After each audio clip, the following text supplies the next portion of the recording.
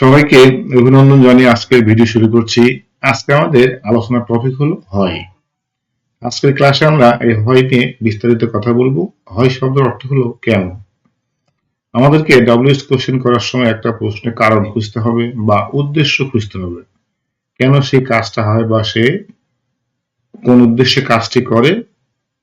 এই সংক্রান্ত প্রশ্নের জবাব খুঁজতে আমাদেরকে হয় ব্যবহার করতে হয়। হয় একটা গুরুত্বপূর্ণ ওয়ার্ড ডব্লিউএস কোশ্চেন করার ক্ষেত্রে। অনেকেই হয়তে ডব্লিউএস কোশ্চেন করাটা ভালোভাবে বুঝতে পারে না। তা সবাইকে অনুরোধ করব ভিডিওটা না টেনে পুরোপুরি দেখার জন্য।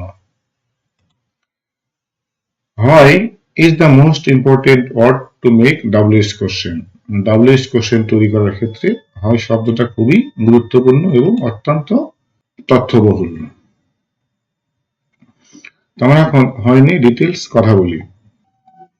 নিয়ম: ডব্লিউএস কোশ্চেন তৈরি করার সময় বাক্যে দাগ দেওয়া অংশটুকু দ্বারা যদি কারণ বা উদ্দেশ্য বোঝায় তাহলে হয় দিয়ে বাক্য শুরু করতে হয়।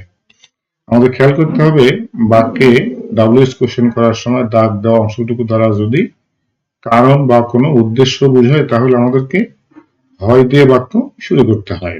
হয় শব্দের অর্থ হলো কেন।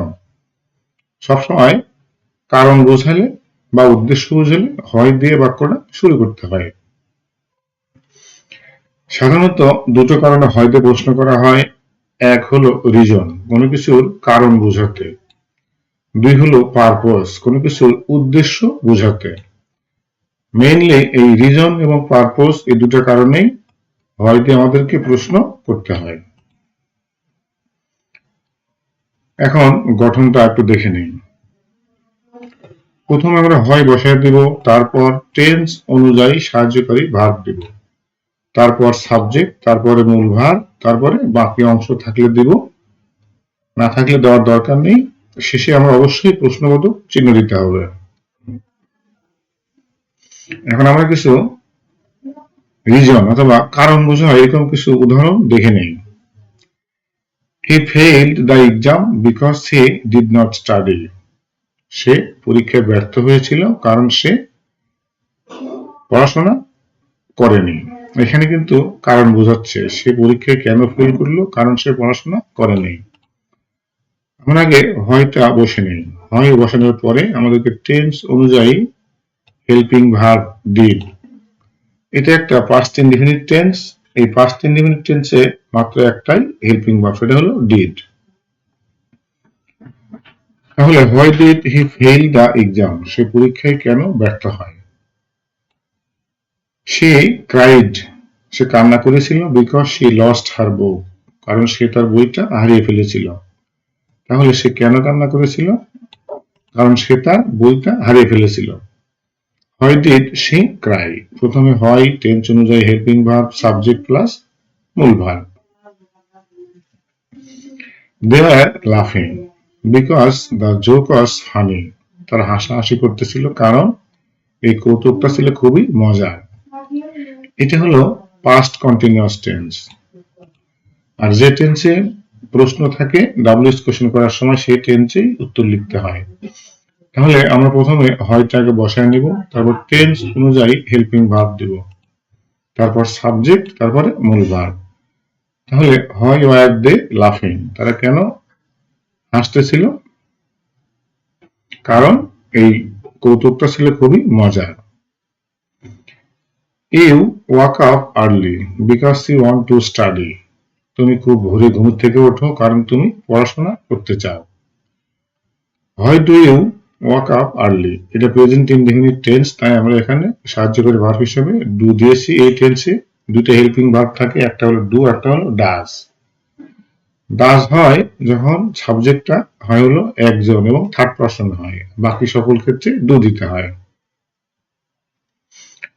The match was cancelled because it was raining. ম্যাচটা বাতিল করা হয়েছিল কারণ বৃষ্টি হচ্ছিল। তাহলে কি কারণে ম্যাচটা বাতিল করা হয়েছিল? Why was the match cancelled?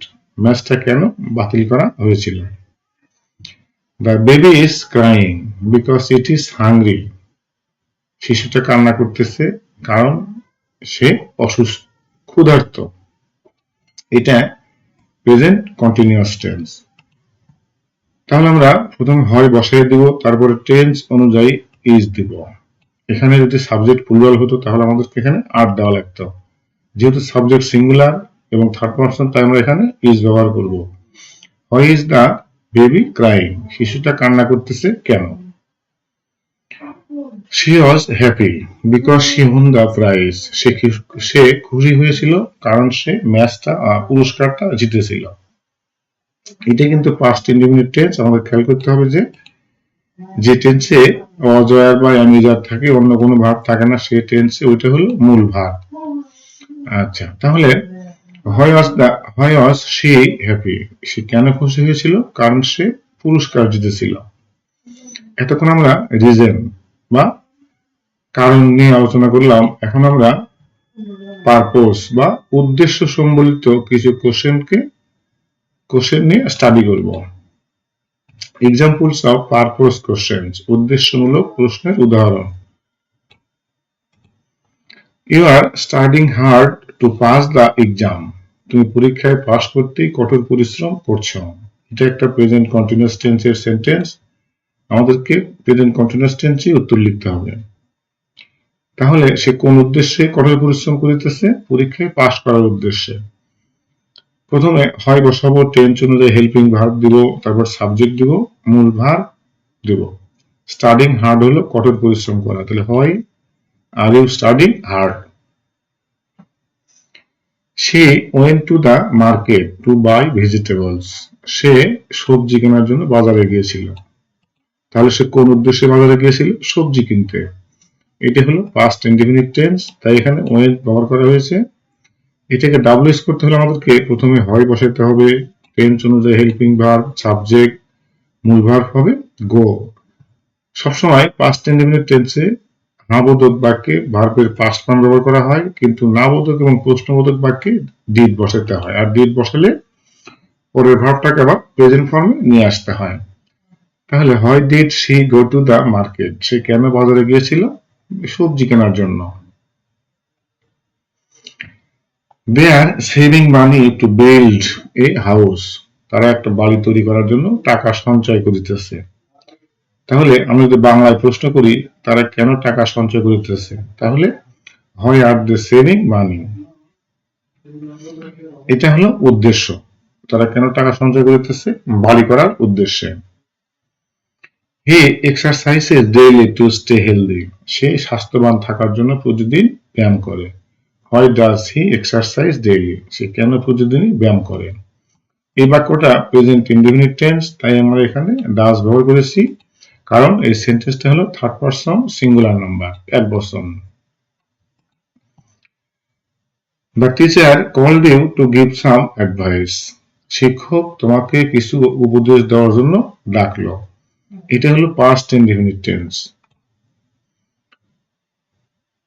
Why did the teacher call you?